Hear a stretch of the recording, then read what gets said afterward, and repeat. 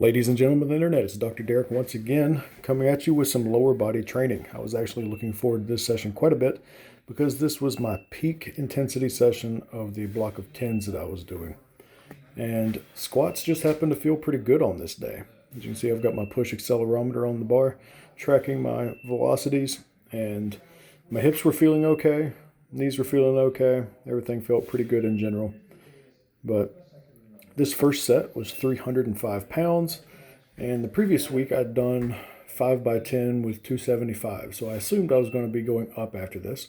But looking at these velocities, that little white line is the minimum velocity, and I was way above that on every single one of those reps. It still felt pretty fresh, so I knew needed to make a big jump if I was going to get close to that maximal intensity I'm looking for in a set of 10. So I went ahead and jumped up to 365 pounds. Now, for my old powerlifting days, that wasn't too much of a jump, but more of the weights that I'm lifting now, that's a pretty significant percentage. It's about 20% increase from 305.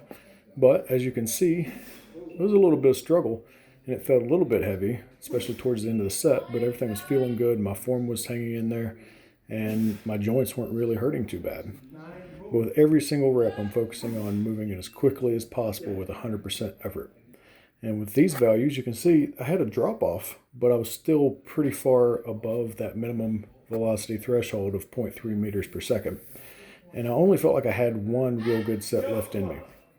So I decided to go a lot heavier than I had actually anticipated going. This is 405 pounds. Now, I haven't really squatted anything over 400 for this many reps in quite a long time. So I was honestly pretty nervous about it. I didn't know if cartilage was going to shoot out of my hip, or my kneecap was going to exit out the back door, or what was going to happen. But thankfully, this set actually went very well. I definitely got tired, and these reps started slowing down. And I think I nailed the weight that I needed to use today, mainly thanks to having that velocity tracker on the bar. Without that, and you'll see when the velocities pop up here in just a second, that the minimum velocity on that last rep was just about exactly what I was looking for, to be just hold above that minimum velocity, so I knew how much I had left, and I probably only had 1 or 2 reps left in the tank there. But you can see I have it circled. That last rep was highlighted. It was 0.34 meters per second and a consistent drop off in the last 3 reps.